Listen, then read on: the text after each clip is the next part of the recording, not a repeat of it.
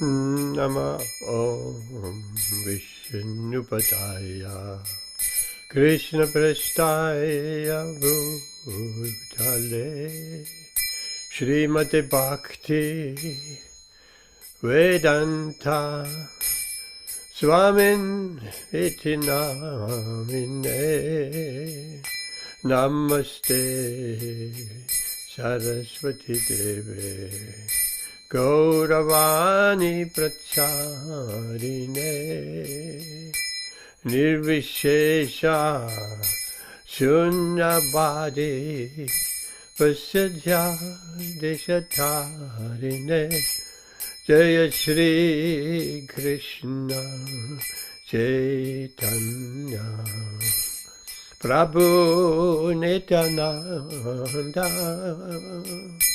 Shri Advaita Gadadhara Shri Vasati Gaura Bhaktarinda Jaya Shri Kṛṣṇa Chaitanya Prabhu Nityananda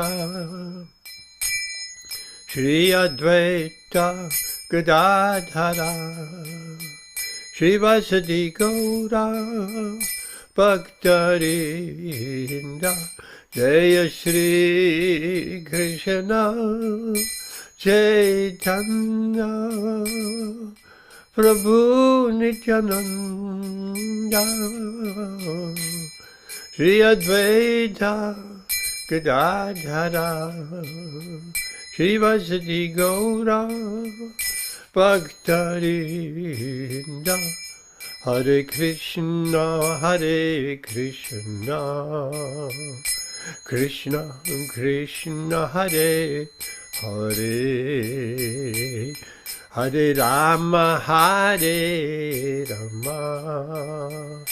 Rama Rama Hare Hare Hare Krishna Krishna Krishna Hare Hare Hare Rama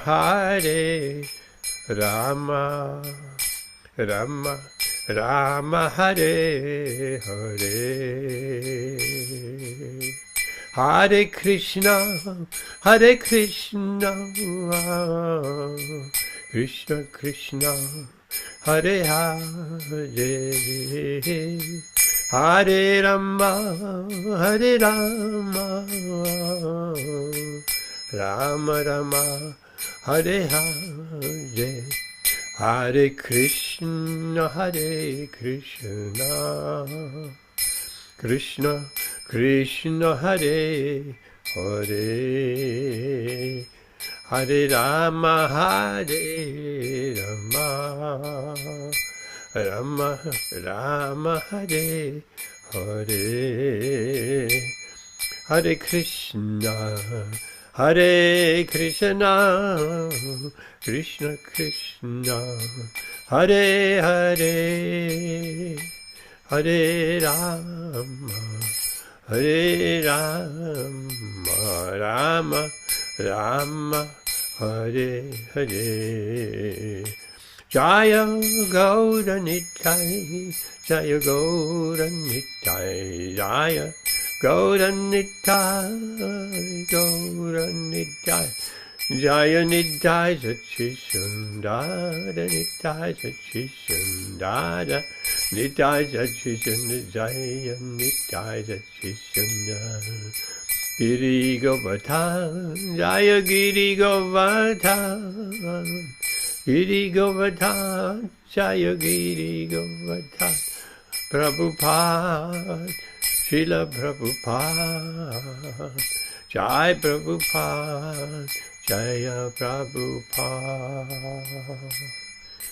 Jaya Nandikoti Vaishnava Vrinda ki Jai Namacharya Śrīla Haridas Thakur ki Jai Prem Jai Go Shri Kṛṣṇa Chaitanya Prabhu Nityananda Shri Advaita Gadadhara Shri Vasati Gaura Bhaktarinda ki Jai Shri Nitai Satchishunda ki Jai Shri Giriraj Maharaj ki jai, Shri Shri Radha Kunja Vihari ki jai, Gaura Premanandi Hari Hari Bol. Thank you very much. Welcome.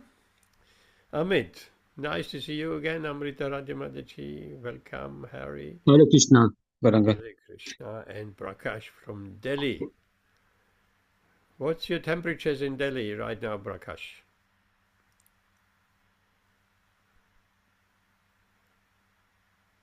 Prakash, Hare Krishna.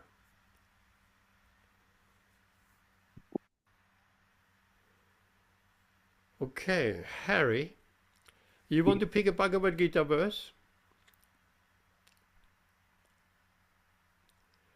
You have any particular verse in mind?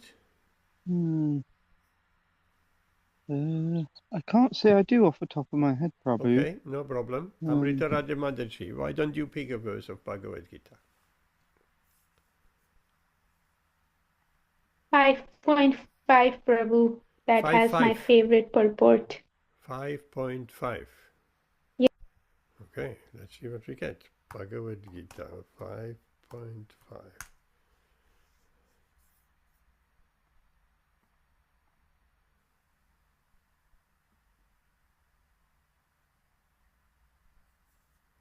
Nice. What is not nice? What is not nice? Let's share that screen.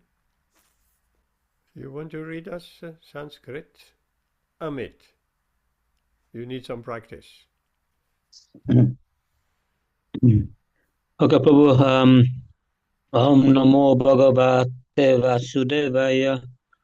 Om Namo Bhagavate Vasudevaya. Om Namo Bhagavate Vasudevaya. Yat sāṅkhyā prāpyate sthānaṁ.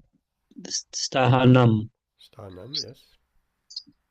Tad yogair api gamyate. Ekaṁ sāṅkhyaṁ cha yogaṁ cha. Cha yogaṁ cha ya paśyati sa paśyati. Very nice. Very confident it sounds. Oh, thank you so much. You have been practicing. Translation.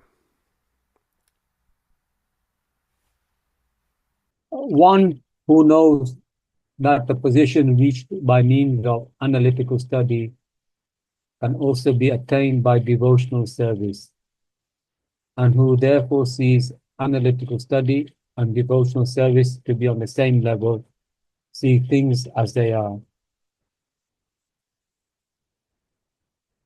Purport by His Divine Grace A.C. Bhaktivedanta Swami Śrīla Prabhupāda ki jai. Okay, the real purpose of philosophical research is to find the ultimate goal of life. Since the ultimate goal of life is self-realization, there is no difference between the conclusion reached by the two processes. By Sāṅkhya philosophical research, one comes to the conclusion that a living entity is not a part and parcel of the material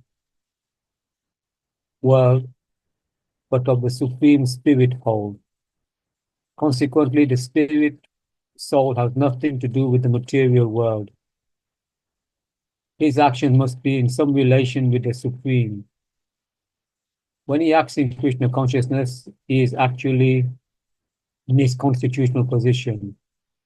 In the first process, Sāṅkhya, one has to become detached from matter, and in a devotional yoga process, one has to attach himself to the work of Kṛṣṇa consciousness. Factually, both processes are the same, although superficially, one process appears to involve detachment, and the other process appears to involve attachment. Detachment from matter and attachment to Kṛṣṇa are one and the same. One who can see things as they are.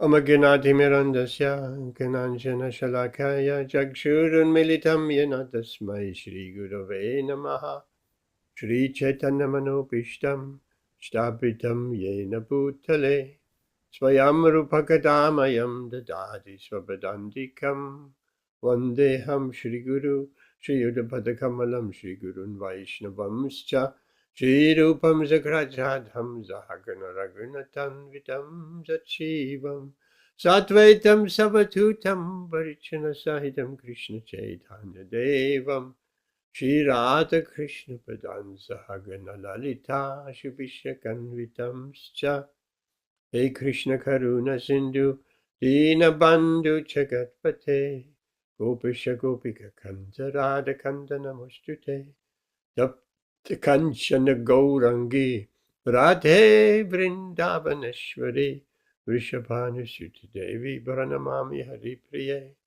Vanchakalpatarupyascha Kripa Sindhupya Evacha Paditanam Pavanebhyo Vaishnavebhyo Namo Namaha Shri Krishna Chaitanya Prabhu Nityananda Shri Advaita Gadadhara Sivasati Gaura Bhaktarinda Hare Krishna Krishna Krishna Hare Hare Hare Rama Rama Rama Hare Hare.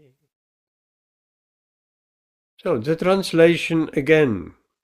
One who knows that's a position reached by means of analytical study can also be attained by devotional service. And who therefore sees analytical study and devotional service to be on the same level, sees things as they are. First of all, I want to ask Amrita Radhe Mataji, what made you decide on this verse? What made you choose this verse? Basically, how, the point about how I, as the soul, is so different from the material world, and especially now because there's so much turmoil going all around the world. So in that sense, like, how does the analytical study, from that we can understand that I, the soul, is so distinct from the world that we see around, of the dull matter world, which just goes through destruction and changes. But I, like, if you see it through philosophically, you will see that I have gone through so many experiences and I'm like the observer, and yet I've gone through so many emotions in my life. So in that sense, like analytically, seeing life and the world around, That's a and beautiful yet answer. finding that we are distinct from the world. That's a very beautiful answer. And that's exactly what this verse is about. Thank you so much. There, of course, we're speaking about Sāṅkhya Yoga, analytical, analyzing from the material point of view. And those who following this Sāṅkhya Yoga, another yoga, Bhakti Yoga, Ashtanga Yoga, Sāṅkhya Yoga, by analytical study, by trying to find out the motivation behind. Welcome, Jayanti Bhai. Is the same. One tries to find out, as you so nicely said, Amrita Radhe Mataji, I am so different. If someone doesn't feel any different from this material world, then his spiritual life hasn't even started yet. I'm sure we all feel so different. We, who are we? Yes, we are, at least we can say we are consciousness. When we in deep meditation, the body is relaxed. I often repeat it, last thing before we fall asleep. We can observe who we are. We can actually, in deep meditation, who are we? Meditation, closing the eyes, no external stimuli, no distraction. So we are not. We're finding out very easily, we are not this body, we are something else. We don't belong to this ever-changing material world. Yes, everything is ever-changing. The body is constantly changing, but we are all the same. Our sense of identity hasn't changed. We are still Amrita Radhe Mataji and Amit and Gauranga Sundar. We're still the same person. If we reflect, and I do that a lot, on our entire life, from small childhood on, how early we can remember. That would be interesting. How early? Śrīla Prabhupada mentions, I remember when I was sitting as a small child on the lap of my mother. No, that is going way back. I have a memory when I was in the cot with wooden bars around, so I couldn't fall out, and it was a bed kind of with wooden bars around. I remember the room. I remember where the door was, and there was another door which went to my parents' bedroom. I remember that, and from in that house I do also remember very well. I was a small boy. I remember the kitchen, the stove, the windows, everything there. And I remember my mother bathed me. We didn't have a shower at that time. It was a metal tub which had to be filled with water. And it wasn't every day a bath. Maybe it was once a week or twice a week. And she had to heat up hot water on the stove and then make some nice warm water and pick me up and put me inside. Says, oh, I must have been maybe young, Tejas age, maybe. How old is Tejas again? Amrita Radhe Mataji? 18 months, Prabhu. Say it again. 15? A little over 1 year, Prabhu. Months, Okay. yes. Yeah, so I must have been at that time between 1 and 2 years. So that memory goes back. So we can remember, and everything else what comes after that, the whole life, pictures, flashing of memory. We may not remember every single thing, but we are the same person. I can see that clearly on myself. I'm the same person as that little boy which my mother bathed, that little boy in the cot. Same person. So our identity hasn't changed, but the body has tremendously changed. From a small baby body to a childhood body to a useful body. I remember all these phases and different hairstyles and different this and different that. All of that comes along with it. And then to a middle-aged person and to an old man. All the body has changed. So we could not be a product of this material energy because everything is changing. But our identity isn't changing.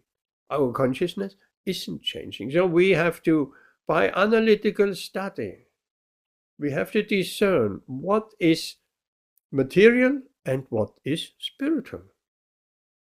And if we are a little bit accustomed to or have made some progress in Krishna consciousness, it's very easy to see what is matter and what is spirit. So we are spirit, and that spirit has been ongoing since small childhood up till now. That's a spirit, unchangeable. But the matter, that is different. That changes all the time. So there is a philosophical process, as Śrīla Prabhupada explains. Generally, it is understood, neti, neti, neti, neti, by the process of elimination, not this, not this, not I'm not this, I'm not this, I'm not this, I'm not this. So by negative elimination, we find out who we are. We find out what we are not. We are not cis material bodies. We are not doctors and lawyers and pharmacists, and we are not students, we are not workers, we are not English, we are not American, we are not Indian, nothing of that sort, we are not. Because these are all material designations. It's just like peeling away the layers of an onion. And that process can sometimes be a little bit painful. By researching and peeling the layers away, so like when we peel an onion, we started to cry at, possibly. No, and one layer is of identification, false identification. How can we believe we are English, we are Indian, we are German? How can we believe that? That is incredible belief, huh? Because what about last lifetime and the lifetime before? We have not been Indian, English, German, American. We have not been. We have been a different nationality. And we can change the nationality anyway. So that's not, okay, that's neti. We are not cis. We are not our passport identity or our cultural identity. We are not. I had some discussion with some devotees some time ago who it was very difficult for her to leave her national identity behind. Because how do we test how much national identity we have? Well, when the World Cup football game is on and we're feeling so much for our country, we're cheering for our country because we want it to win, then that is national identity. It's still there. When there is a war, our country of birth is involved. Then, where are you? Are you a patriot? No, we are not.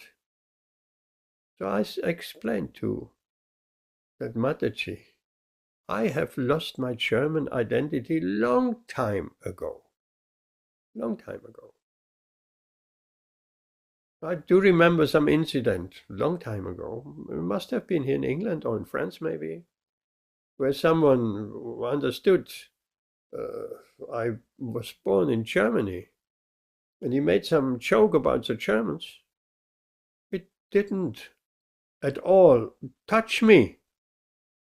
That's another test, litmus test. It didn't touch me.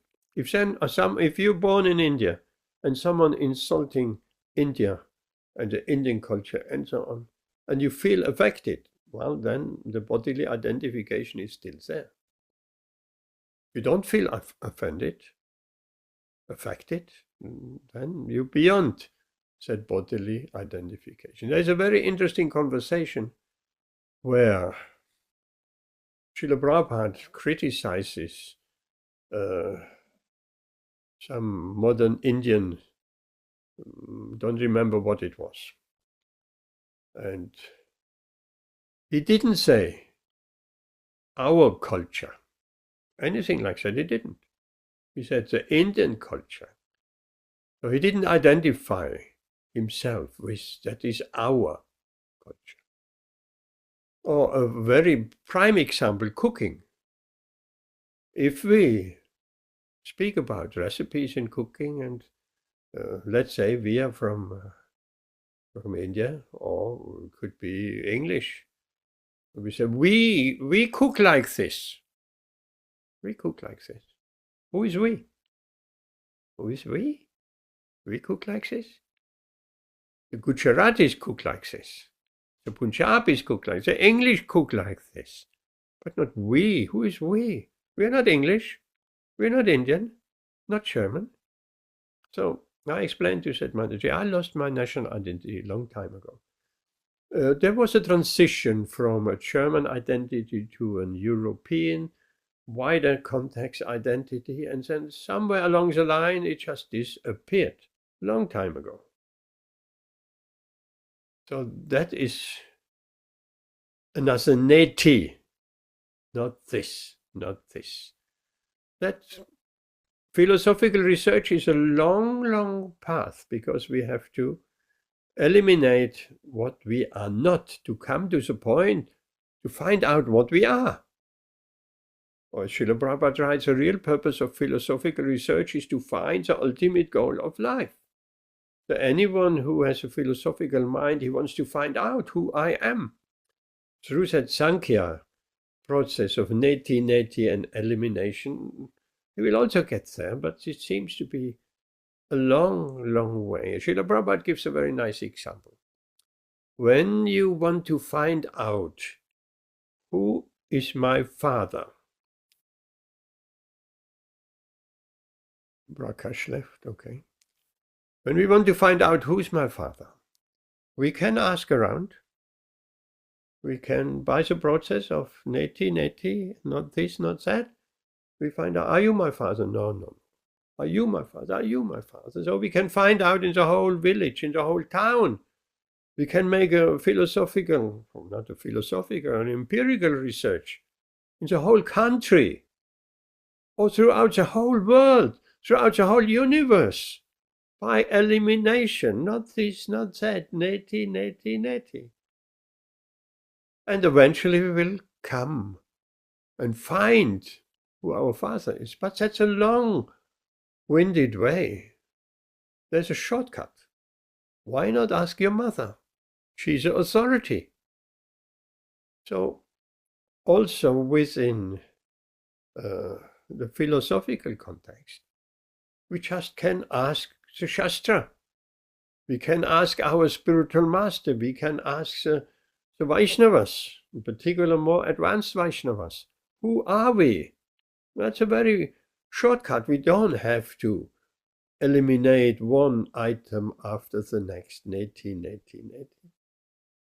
And then we look through Shastra, through Guru. And then we find out, Shiva Rasva Rupa Hoya Nityara Kṛṣṇa Das. I am Nitya Kṛṣṇa Das, eternal servant of Kṛṣṇa. Okay, that gets us quite a bit closer. We are eternal servants of Kṛṣṇa. That's what we are. If we like it or not. If we are totally materially identified and we think I'm Mr. John Smith, I'm a worker at British Telecom, that is my family, I'm a family man, I'm a Labour voter, I am a Leicester football fan, and so many layers of that onion. That is the total material position. So if we awaken a little bit and we approach that subject by philosophical research, and we have at all impetus, a quest to find out who we are and what is the goal of life. These things are connected. Who we are, self-realization. Sometimes people say, I know myself. I'm intelligent, I have this kind of EQ, I'm quite handsome, I'm quite pretty, I'm this, I'm that. So they only go to understand material identifications. Yes, we may have these bodily identifications, we are this, we are that. But that changes. We be pretty now, we are handsome now. In 50 years' time, we are everything but handsome. So these things are changing.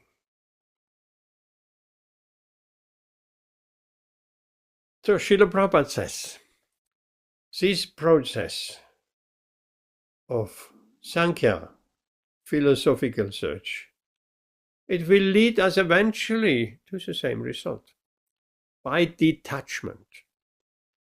And just a word of, we may understand we are Nitya Kṛṣṇa Das, eternal servants of Kṛṣṇa. But the next step, that is just knowledge, that is just book knowledge. But then how we need to realize that, not just, yes, I'm We can, just like a parrot, yes, I'm eternal servant of Kṛṣṇa. But we need to act also like an eternal servant of Kṛṣṇa. If we are conscious, Kṛṣṇa conscious, that we are a servant of the Lord, then there are many things we wouldn't act out. We will act in a certain way as Kṛṣṇa's servant. This we will act out. Not as if we are belonging to a nationality, to a family, to a group, to a football club, to this or that. And we may know or heard that we eternal servants of Kṛṣṇa, but we don't act like that. That's the difference between jnana, knowledge, and vijnana, realized knowledge or wisdom. So that knowledge needs to be realized. Before Śrīla Prabhupada came to the West, Bhagavad Gītā was known in elite philosophical circles. They spoke about these things, what we're just speaking about tonight. Philosophical research, Sāṅkhya yoga. Oh, they liked that very much. High-flying philosophy. But they didn't come to the conclusion, I'm eternal servant of Kṛṣṇa, therefore I need to live this Bhagavad Gītā. They just enjoyed the mental speculation of this very high and advanced philosophy. So that is not enough. So Śrīla Prabhupada came and gave us Bhagavad Gītā as it is. And on every page, he makes it clear we need to surrender to Kṛṣṇa. How to surrender? Chant Hare Kṛṣṇa, Hare Kṛṣṇa. Very important. That's one very important step of surrendering to Kṛṣṇa, chanting his name. And then everything develops from there.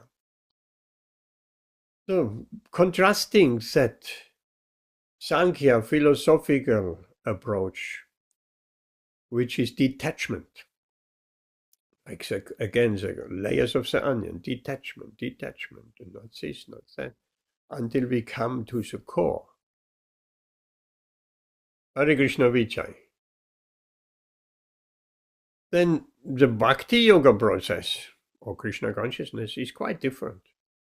It's not detachment. We don't need to detach ourselves from the material world in order to be Kṛṣṇa conscious. It's opposite, attachment.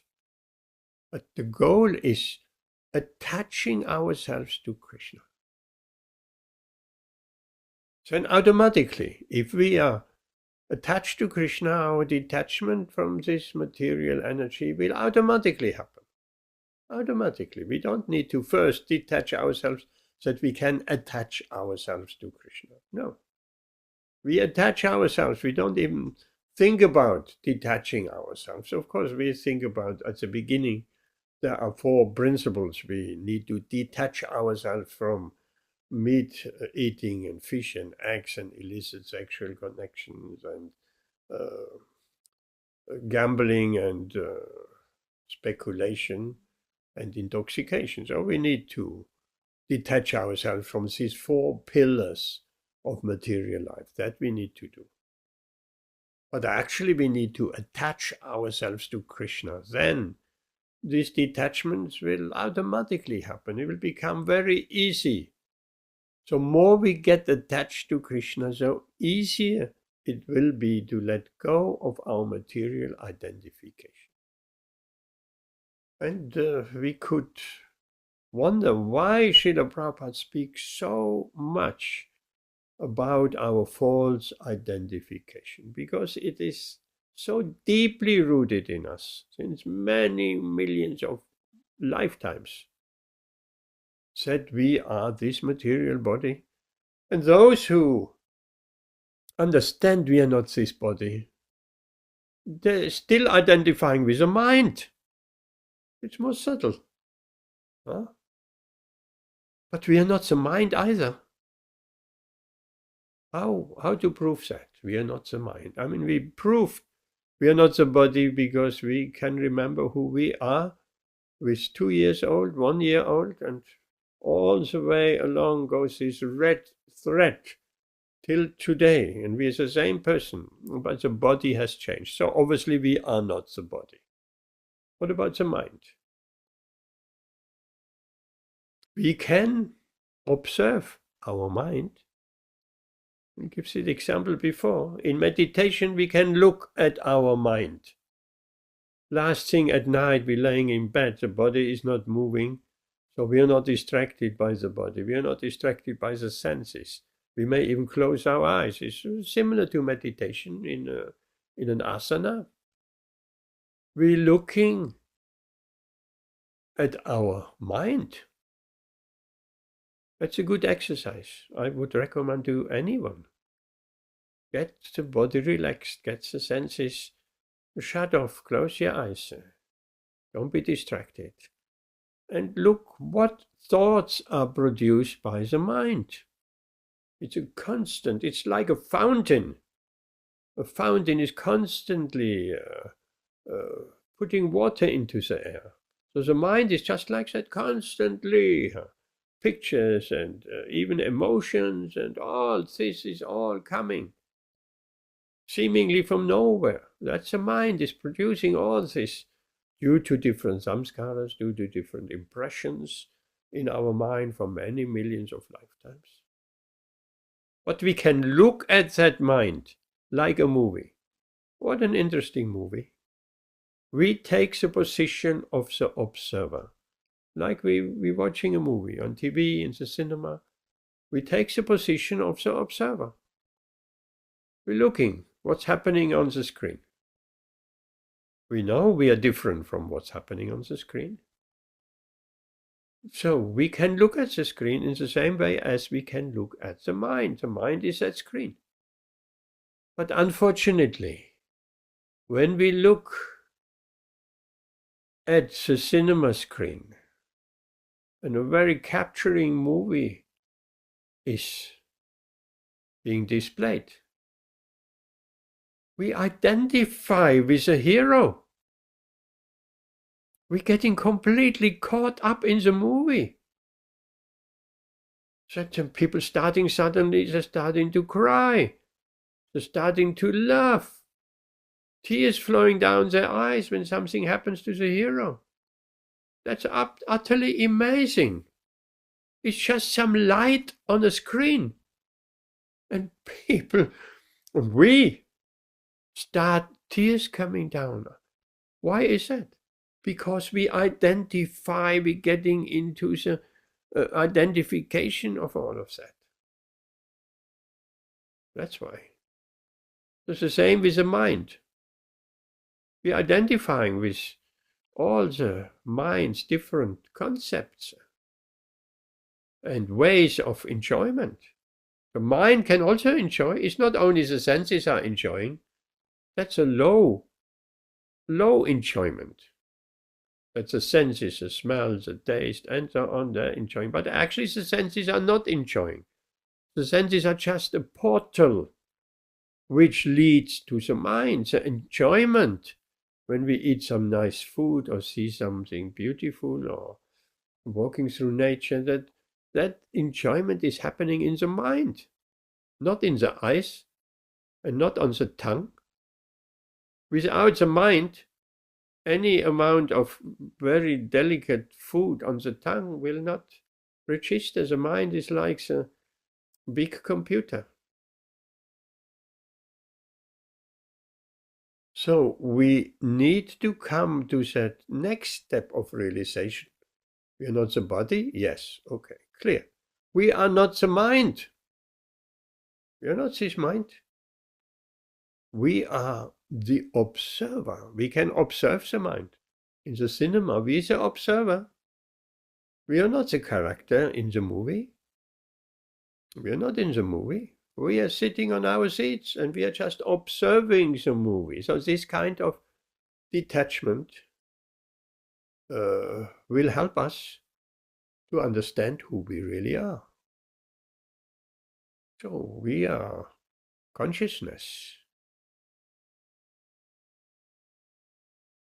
That's the closest, but of course it goes further. If we say we are Nitya Kṛṣṇa Das, eternal servant of Kṛṣṇa. Then, if we realize that through the analytical process or through the process of Krishna consciousness, then the question at one point in our spiritual life will arise: what kind of servant am I?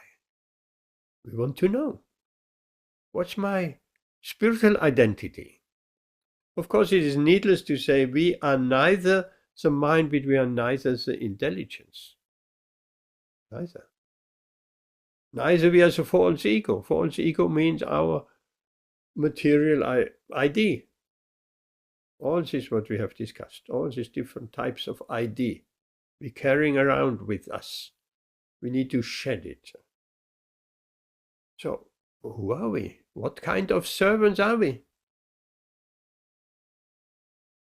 That's a big question. Then we may not have the right information.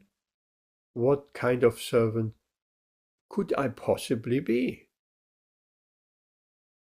Are we a servant to the Supreme Lord in awe and reverence? God is great, I'm so small. If I'm not good, then God will punish me. That's one way of religious people feel. So I'm just a servant of God in awe and reverence.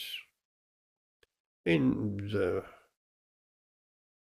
Krishna conscious context, that would mean we are a servant of Lord Narayan in Vaikuntha.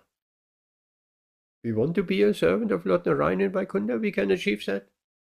We need to meditate on that. There's plenty of information in the Shastra. What is Vaikuntha? What is Vaikuntha? Vaikuntha is a spiritual world. Beyond the Viraja river, beyond this material energy. Everything is illuminated. Bhagavad Gītā, Lord Kṛṣṇa tells us, there is no need for sunlight or moonlight or electricity. Everything is self-illuminated. Oh, isn't that nice? Going to a place where everything is illuminated by dint of the spiritual rays emanating from Krishna's lotus toenails. All the Vaikuntha planets floating on that Brahma Jyoti energy, Krishna's effulgence. All that Vaikuntha planets, innumerable Vaikuntha planets. So if we have identified, I am, God is great and I'm his servant, and in respect and awe and reverence, okay, then Vaikuntha could be our destination. Because as a destination, it's not just I am this, I am that, or spiritually even. So we will reach according to our spiritual quest, our spiritual identity, we will reach a particular destination. If we want to worship God in awe and reverence, then eventually we reach Vaikuntha, which is great. It's a spiritual world. Once we reach Vaikuntha, we're not taking any birth again in this material world. Okay, so what's happening in Vaikuntha? In Vaikuntha is Lord Narayan, four-armed Vishnu, with Lakshmi. Lakshmi Narayan. These are the masters of Vaikuntha. And there are so many servants, Vaikuntha basis. We have examples. When Ajamil was taken by the Yamadutas, wanted to take him to the kingdom of Yamaraj for punishment because he has been deviated from a Brahminical life to a sinful life due to influence and association with a prostitute. He has degraded himself greatly, greatly. So when the time of death came for him, the Yamadutas came, the messengers of Yamaraj, which is a great servant of Lord Kṛṣṇa, of course. Yamaraj. He has his own abode in the lower planetary systems, and there are various re-education of the deviant spiritual souls that are taken for punishment to Yamaraj's abode. So these Yamadutas, and they looked horrible. They're horrible creatures. I have an interesting real-life story of, I've been told, the daughter, who is a devotee, her father was a drunkard. He was a drunkard and he was really in a bad shape. And as his life progressed, he became more and more depressed. And then he talked about he sees some ugly creatures. So visiting him, sometimes he was shouting, "Get away, go away, go away. I don't want to see you." Irreligious, sinful man, drunkard. So, until one day, he walked out of the pub, totally drunken. And again, he said, "Get away. I want to escape you." And he walked directly into a bus and was run over and died on the spot. So he has seen, even before his death, he has had visions of the Yamadutas. And he didn't like that. They're not very nice creatures. We don't want to be visited by the Yamadutas. They're fearful, very fearful features. Therefore, Śrīla Prabhupāda, when he saw one of his disciples, he had no neck beads. He said, "Where are your neck beads?" He said, "They're broke, Śrīla Prabhupāda. I'll fix them tonight." Śrīla Prabhupāda said, "No, you immediately go and fix them. If you would know how dangerous it is to be without neck beads. Because neck beads, these tulsi beads, what the devotee is wearing, these tulsi beads are protection. Anyone wearing these tulsi beads, tulasi is a sacred wood, is Krishna's favorite. So anyone who is wearing these neck beads will be protected, totally protected. So Śrīla Prabhupada said, if you would know how dangerous it is to be without neck beads, you would shake in your boots. Shake in your boots. So that devotee immediately went and fixed his neck beads and put them on. So devotees always have neck beads on. Always. We don't take them off in the shower, bathroom. We wear them 24/7. And even if we are in the hospital and they want to take our neck beads away, we'll very determined that they don't do this. Because it may not be possible in all circumstances, but we'll make a strong stance to keep the neck beads on us. For anybody who doesn't have any neck beads right now, make sure you put neck beads on. If you don't have any neck beads, you can get them over the internet. Or you can visit us in Leicester. It's a Hare Krishna center. We have neck beads. We give you neck beads immediately, free of charge. Tulsi mala, neck beads around your neck. Because without Yamadutas, if they see someone with neck beads, they will not touch that person. Otherwise, we take our chances. So when this Achamil was about to be taken away by the Yamadutas, then the Vishnu Dutas came, because that Achamil, he was very fortunate. He had a son called Narayan. And it was his youngest son. He was very attached to him. And when he saw his Yamadutas and he was about to be taken out of the body, dying means taken out by force out of the body. Describes that these Yamadutas coming with ropes, they're pulling the soul out of the body by force. And there are other descriptions that at the moment of death, there will be extremely high temperatures and extremely low temperatures of the body, that one cannot longer stay within this body. It becomes so uncomfortable with these high temperatures and low temperatures, and the only way is just we are forced out of the body. So these Vishnudutas came because this Achamil, he was so attached to his youngest son. He was calling out at that moment of need, at that moment of death, and the Yamadutas in front, he was calling Narayan, Narayan, Narayan. He called his son, but because it was done in such great sincerity, that Narayan is not only his son, it's also the Supreme Lord in Vaikuntha.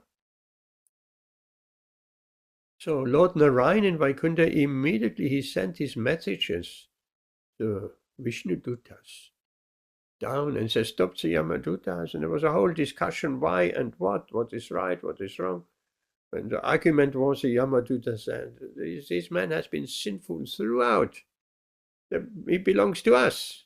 The Vishnuduta said, no, he chanted the holy name of Lord Narayan. And the Yamaduta said, yes, but he actually called his son. And the Vishnuduta said, it doesn't matter. Narayan is Narayan, he belongs to us. So eventually it was settled, and he was brought to Vaikuntha. And okay, a bit of description, how these Vishnudutas look like. They're beautiful to look at. They look just like Lord Narayan. Like Lord Vishnu, 4 arms, bluish bodily complexion, anklets out of pure gold, of armlets and rings, garland around the neck, helmet, pure golden helmet on the head. Like that, beautiful, so similarly looking like Lord Narayan, that when Gop Kumar on his spiritual journey, right, Amrita Rati Mataji, you just reading, Brihad Bhagavatamritam, part 2. There's a journey of Gop Kumar, who his guru gave him the Gopal mantra, which we receiving when we get Brahminical initiation. We're receiving 10 mantras, and the second 9 mantra is the Gopal mantra. Also, there are slightly 2 different versions of the Gopal mantra. But so this Gop Kumar, he was given that Gopal mantra. And he ever chanted that mantra, and that got him higher and higher to higher planetary systems. He moved up. He moved up to Svarga, to the heavenly planets, Lord Indra's planet. And he wasn't satisfied there. Although there is so much sense gratification available in Svarga, everything, enjoyment which we can not even dream of in this material world. Then he was propelled to move further, and then he met the Kumaras, he met the great sages, he came to higher lokas, higher planets, Mahaloka, and so on, up to eventually he came to Brahmaloka. That's the highest planet in the material universe. It's a planet of Lord Brahma, where everyone has a life expectancy over 100,000 years. Or maybe more. As Lord Brahma's life expectancy is in the millions of years. So he went to Brahmaloka, highest planet, by the chanting of his Gopal mantra. And then Lord Brahma left his position. Lord Brahma, that's a position. It's like the ruler of the whole world. Emperor. Julius Caesar at the time. Or like Maharaj Parikshit. But much more. He is ruling all over the universe, Lord Brahma. So he left his position, and it cannot be. There is no Lord Brahma. There needs to be a Lord Brahma. Like a country needs to have a government, a prime minister, a king. So they searched who could fill his position. They came to Gop Kumar. He has all the qualifications. He's such a pure soul, unattached to material pleasures. So they installed him. They asked him, can you take that position of Lord Brahma? So he took that position. The highest position in the universe, which is reserved for the most pious being in the entire universe. The people are pious, and some other people are more pious. And someone is even more pious. And someone may be the most pious in his village, in his community. Pious means he is just doing good for everyone. That is pious. And he may be the most pious in the entire country, in the entire world. But if he is the most pious living entity in the entire universe, then he is given the position of Lord Brahma. Lord Brahma is the most pious person in the entire universe. Universe means millions and unlimited number of planets. They are all living entities on each of them. And then Lord Brahma is reigning over the entire universe. So he got the position of Lord Brahma. But he never stopped chanting his Gopal mantra. And then he got elevated to Vaikuntha. Of course, the gateway to Vaikuntha is Ayodhya Dham with Lord Ram. So first of all, he had the darshan of Lord Ram. That was his Lord he was looking for. He was looking for Kṛṣṇa as a cowherd boy in friendship. That he was looking for. So he was in Vaikuntha. And when he saw these four-armed personalities, bluish in color, with helmet, golden helmet on the head, and arm rings and armlets, and garlanded beautifully, then he bowed down. "Oh, my Lord, finally I have reached you." And they rebuked him immediately. "We are not your Lord. We are the servants of Lord Narayan." So just see how similar those Vishnu Dutas, so servants of Lord Narayan, are to Lord Narayan. One can achieve that. That is called Svarupya Mukti, to attain a similar form to Lord Narayan. Very similar. Okay, that may be one of our goals, our identity. Nitya Krishna Das, eternal servant of Krishna, as Vishnu Dutas to Lord Narayan, and say serving Lord Narayan in so many ways. They're fanning him, they praising him with selected prayers, and so many things. If that is our identity, then yes, we becoming Vishnu Dutas, servants of Lord Narayan. But Gop Kumar wasn't satisfied. Even in Vaikuntha, there was something. He made a little bit of a blunder because he was attached to Kṛṣṇa as a coward, as a Gopa. So he wanted to see Kṛṣṇa with a cowherd stick, with a rope around his shoulder. The rope is meant to bind the hind legs of the cow during milking, that they don't kick the bucket over. He wanted to see Kṛṣṇa playing the flute. So when he saw Lord Narayan, he thought that's his most worshipable Lord. And he called out, Gopal, Gopal, Gopal. Felt almost unconscious. And said, Vishnu Dutas rebuked him. What? Don't. Gopal means cowherd boy. Our Lord Narayan is not a cowherd boy. Don't speak like this. So he was out of place. And Narada Muni, who is helping all living entities in this kind of situations, he approached Gopkumar. He took him to the side, out of hearing range of everybody else, and he said, I know you have some aspirations.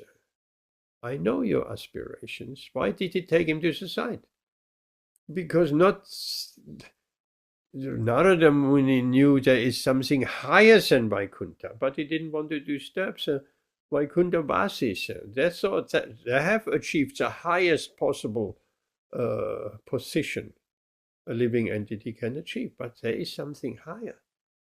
So, and by the power of his mantra, Gopkumar was transferred to Goloka, Krishna's private, highest abode, where there is no presence of worship, no presence of awe and reverence. Anything what is there in Vaikuntha is not like that.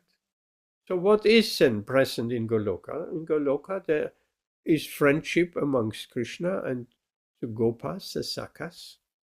Friendship. Equal. Equal. The Sakhas feel they're equal to Krishna. They're not, oh, you are God. This conception is completely absent. You are our friend. Yes, you're a special friend, but still, sometimes we defeat you in a wrestling match. And you think you're such a big man? So that is friendship. Or the parental Vatsalya love, which his parents, Nanda Maharaj and Mother Yashoda have, and all the Gopas and the elderly gopis. They have also this parental affection, fatherly or motherly love towards Krishna. So much so, they have more love for Krishna than for their own children. Where do you find that? That the parents have more love for the neighbor's children than for their own children. We don't find that in the material world. But because Krishna is so all attractive, the mothers and the fathers, they had more attraction for Krishna than for their own sons and daughters. So that's that Vatsalya. That can be our destination. What kind of servant we are? We are a servant in that parental mood. And then even higher, more intimate. Higher means more intimate. We are lovers of Krishna like the gopis in Vrindavan. But all of that plays out in Vrindavan, in Goloka, the highest planet in the material universe. All that plays out there. And we'll find out in due course of time, deep in our hearts, what is our spiritual destination, what is our Svarup. Interesting to note, when Gopkumar came to Goloka, Krishna recognized him. Oh, my dear friend, Sarup is here. So Sarup and Svarup is almost identical.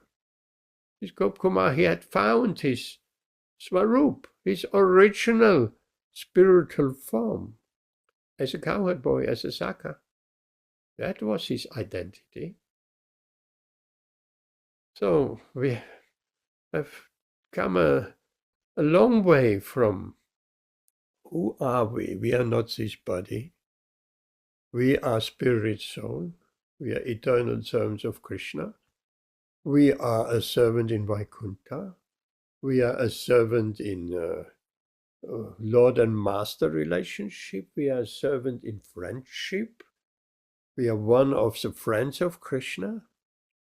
We are a servant like the elderly gopas and gopis. We are servant like the gopis, mancharis, and so on. That we'll have to find out, and then we know who we really are. Okay. But ultimately, as Srila Prabhupada explains here, both these processes, the elimination of what we are not and the Krishna conscious process by attachment, they're leading to the same goal. Now let's see if there are any questions or comments. Anyone? Questions? Prabhu, thank you so much. It was a very engaging class. Say that again. I just wanted to. This was a very engaging class. Thank you. Okay. It's good that nobody fell asleep. Yeah, and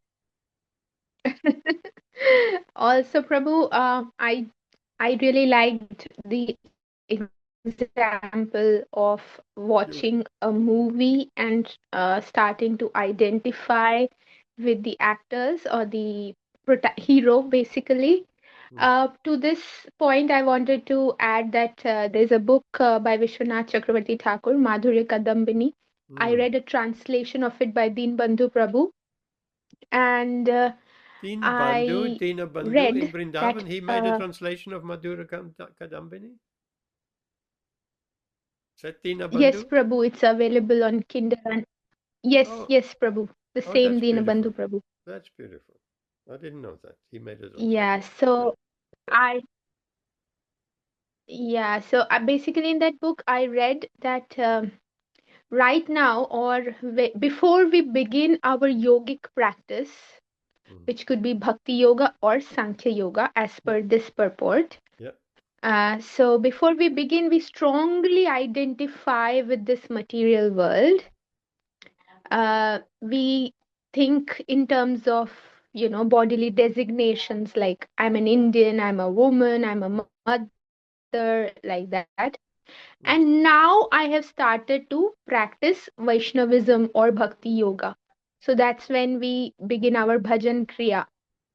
But when we progress through our spiritual practices, which means Bhakti Yoga, as we progress to the stages of Asakti and then Rati, through those stages, our identification with this material world goes on gradually decreasing, and our real identity, that spiritual identity of being a servant of Kṛṣṇa, gets more and more dominant in our sense of identity.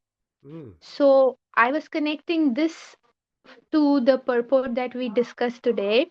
So that means if we take to the bhakti process or the Sankhya process, gradually it will change our perception from being largely a material entity who has just begun his yogic practices from this state of consciousness to the state of consciousness of actually realizing, experiencing and perceiving our real spiritual identity.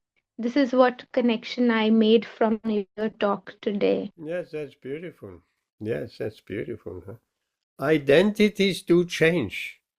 Even in our time, people have trouble with identities. I'm a man, I'm a woman, I'm on both, I'm on this, I'm that, he, she, her, and all of that. So people trying to find their identity, but unfortunately they're trying to find an identity on the material level, right? They're trying to, I'm not happy, I'm a man, I want to be a woman. And they may go through all kinds of bodily transformation because they feel my identity is not a man, it's a woman, or my identity is not a woman, it's a man. But that's going on. But these people have no ideas that we're neither man nor woman. I'm happy you mentioned that, because we haven't mentioned that kind of idea, national identity and professional identity, and yes, but we are not men, we are not women. The soul is neither male nor female. The same spirit soul is there. Beyond, it may be difficult for an average person to even contemplate. We are not men, we are not women. So who are we? We need to find out. That's the goal of life. What's our real identity? That's the goal of life. Self-realization. What is that self? What is that self? As we progress in getting purified and progress on that spiritual path, as you mentioned, Asakti and up to Bhava or Prema, then our identity becomes very, very clear. What are we really? And also, what do we want to be? Well, there is a lot of, we have to be very, very greedy. That greed, materially greed, is a very bad thing. We just want to consume.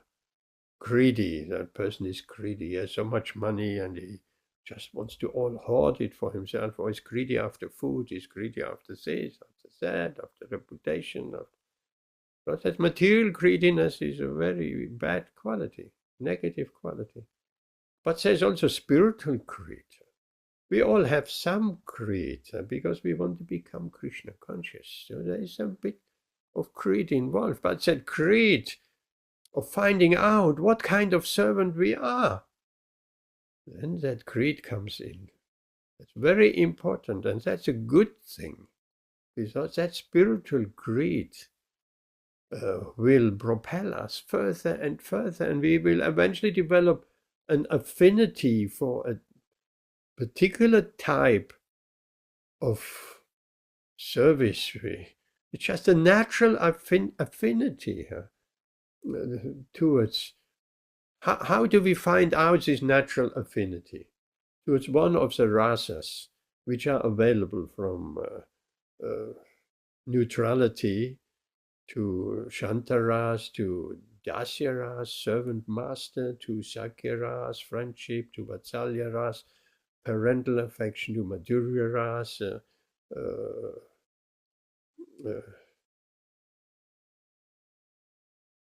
what's the word? Conjugal relationship with Krishna. So, how to find out what's our tendency? Well, at that later stages of devotional service, we are attracted by the pastimes of Krishna. We may start with Krishna book. Beautiful. Everything is there. Reading Kṛṣṇa book. Śrīla Prabhupāda has published Kṛṣṇa book because he wasn't sure that the 10th canto of Srimad Bhagavatam, where that's the basis of Kṛṣṇa book, he will be able to finish the Bhagavatam, his life's work. So all these Kṛṣṇa books, these are all pastimes from the 10th canto of Srimad Bhagavatam. And then it's beyond our scriptural attachment or Bhagavad Gītā philosophy. Like someone said recently, it's not that the Sakas, the cowherd boys, they're discussing Bhagavad Gītā shlokas in Goloka. Nobody is discussing Bhagavad Gītā shlokas in Goloka. It's just loving pastimes with the Lord, beyond Bhagavad Gītā shlokas, beyond philosophy. In fact, the gopis are not great philosophers. They're just lovers of Krishna. So, then we getting some attachment. We just, at one point in our spiritual journey, we just love to hear about how these sakas, the cowherd boys, relating amongst each other and with Krishna. It's all there in Kṛṣṇa book and many other books of the Goswami literature. It's all there.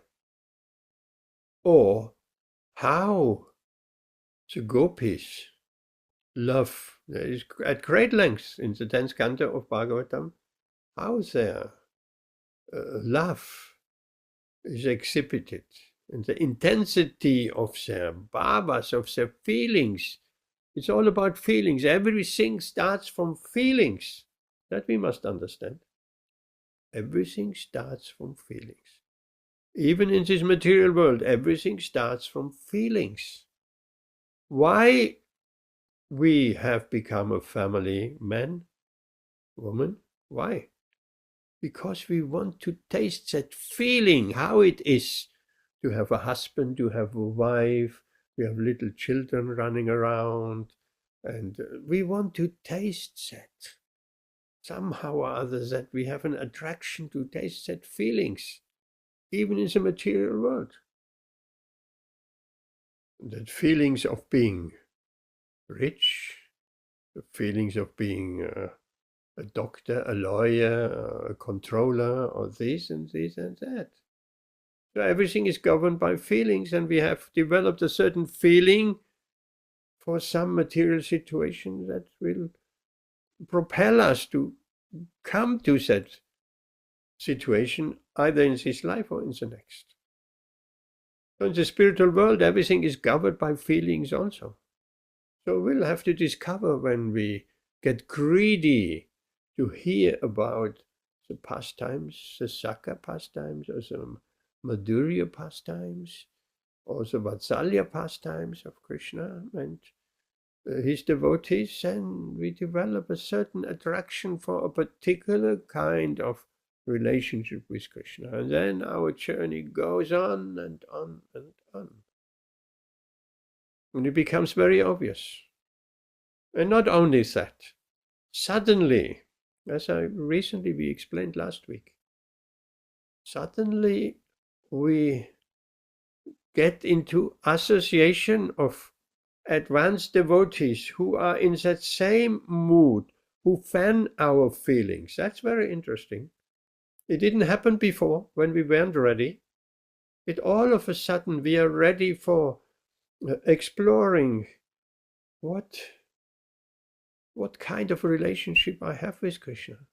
And then some certain personalities, by Kṛṣṇa's arrangement, divine arrangement, they're coming into our life to help us. And then suddenly a whole new chapter of different readings come across. We have never even thought about it. So it's just by divine arrangement we are getting help, as much as Gop Kumar got help from Narada Muni to go further and further until eventually he reached Goloka. But this is not at the beginning. At the beginning is just following the rules and regulations and cutting ourselves off from our material attachments. That's the beginning. And then association with devotees, sadhu sangha, sarva shastrikaya. Then we engage in devotional practice, Hare Kṛṣṇa, and many other practices. Offering our food is very important. Not sometimes, and not offering food to Kṛṣṇa and I eat whatever rubbish. No. Offering food to Kṛṣṇa, that we eat. And Kṛṣṇa doesn't eat rubbish. So, means we cannot eat rubbish.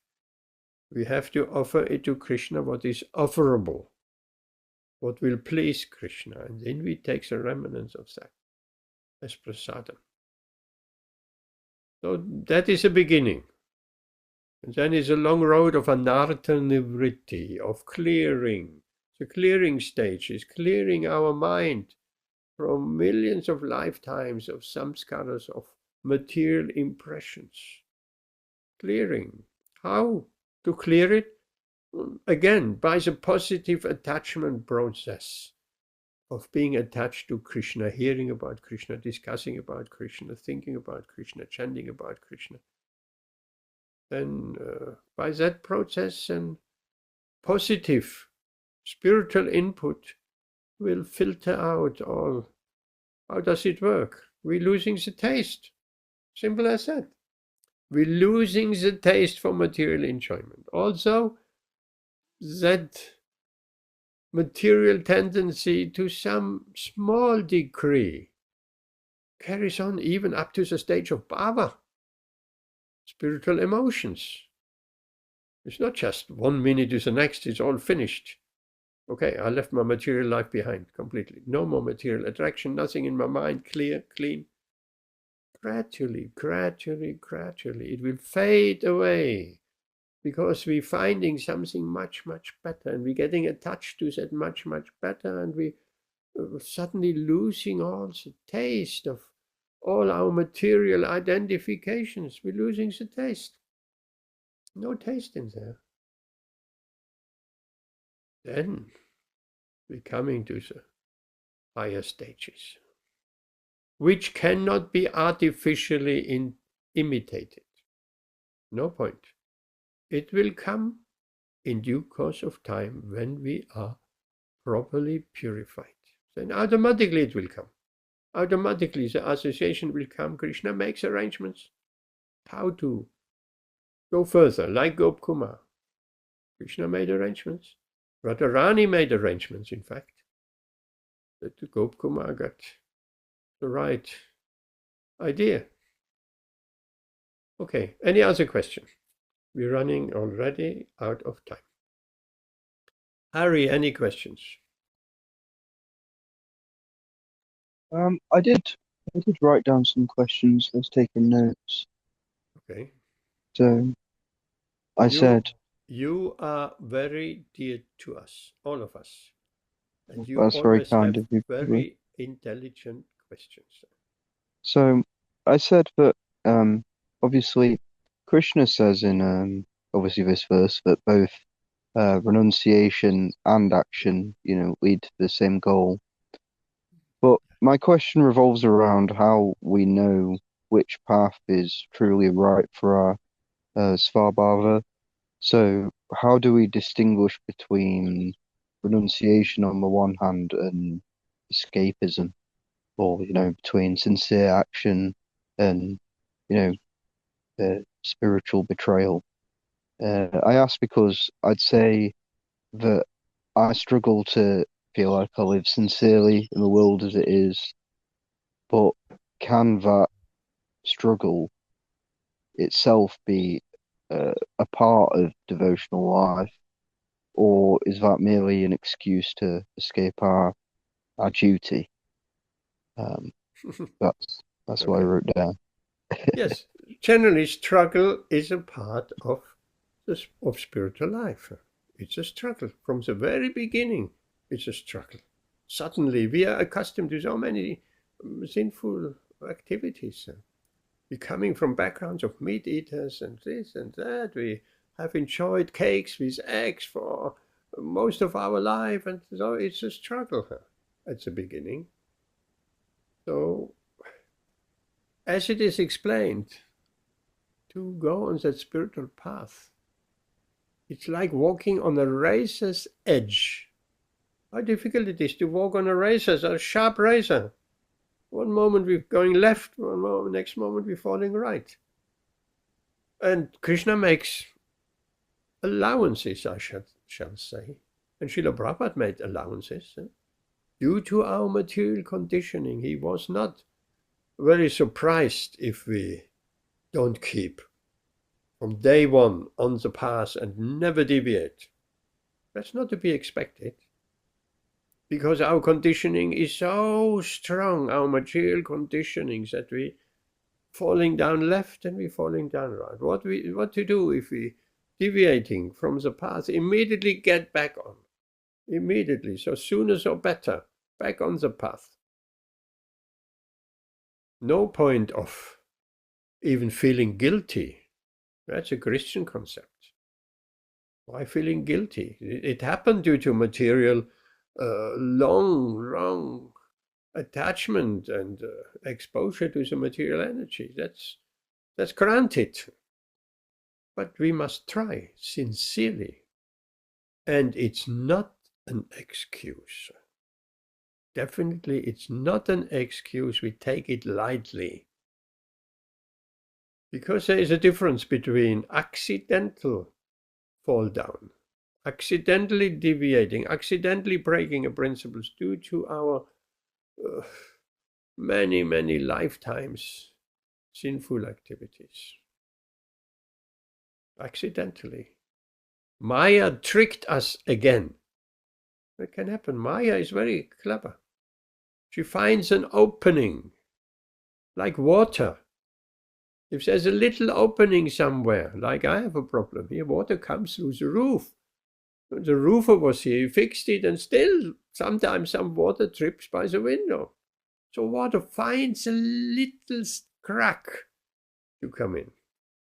So Maya finds the smallest crack to deviate us. It's a struggle between Maya and Kṛṣṇa, so to speak.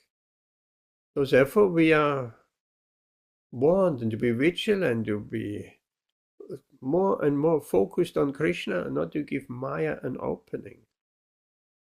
So that's one thing, by accident. The other thing is by premeditated. That's a very, I think it's easy to understand. If we take it lightly, if I engage in some sinful activity, if I don't follow this or that principle, after I chant Hare Krishna, it will be all okay. Yes, it will be all okay, but that's an offense. That's an offense to act in a sinful way on the strength of the holy name. Let's not forget, Krishna's holy name is non-different from Kṛṣṇa. So basically what we're doing is making Kṛṣṇa our servant, making the holy name our servant. Okay, I act in a sinful way, and then I invite Kṛṣṇa, please Kṛṣṇa, clean my heart again, clean my mind again. That is very sinful. That's a big offense against the holy name. There's only one remedy: continuous chanting. Continuously chanting the holy name 24/7. That's a remedy if we commit that kind of offense. So we don't take it lightly. Accidentally, it will happen all along the way up till even the higher stages of Krishna consciousness. Rare, more and more rare. Because becoming experienced also. We know Maya, in what disguises she comes.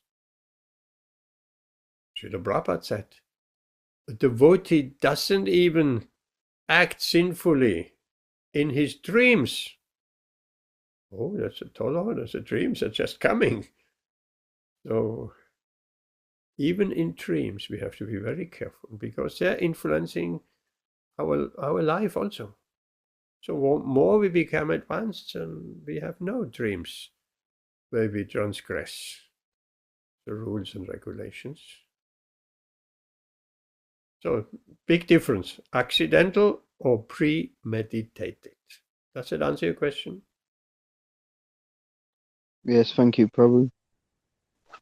Okay, I think we have to finish here, except someone has a very urgent question. Then raise your hand.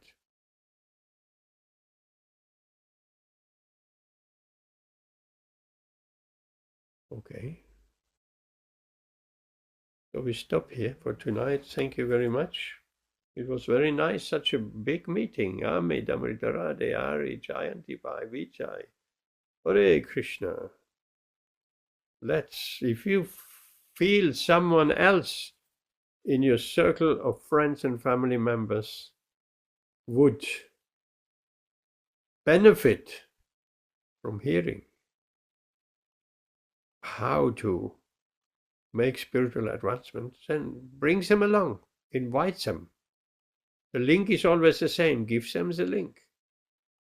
Tell me, and I put them on the regular mailing list. And if we do that, everybody thinks of some friend you want to be a well-wisher to said friends and brings them along. And in due course of time, we have hundreds of people here. That would be nice. Anyway, thank you very much for your association, your beautiful questions. And I hope this has been helpful to you. Hare Krishna. Śrīla Prabhupāda ki jai. Well, thank you, Prabhu. Hare Krishna. Hare Hare Krishna. Krishna. See you on Saturday.